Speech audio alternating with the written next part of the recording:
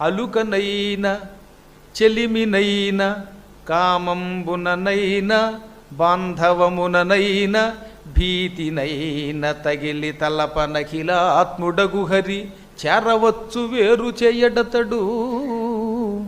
కోపంతో అయినా సరే భగవంతుణ్ణి తలుచుకుంటే స్మరణ చేసిన ఫలితం ఇస్తట ఆయన. అందువల్ల కోపంతో తిట్టినప్పటికీ ఆయన స్మరణ చేసినట్టే. రామ రామ రామ అని కోపంతో అన్నా అది జపం చేసినట్టు భావిస్తాడు. అది ఆయనకున్న బలహీనత.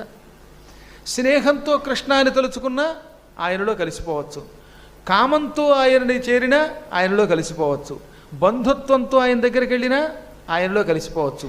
ఆయనంటే భయంతో కంసుడు అనేవాడు ఒకడున్నాడు.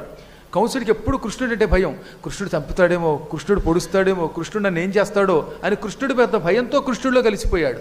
కాబట్టి ఆయనంటే భయం ఉన్నవాడు కూడా ఆయనలోనే కలిసిపోతాడు. ఎందుకని?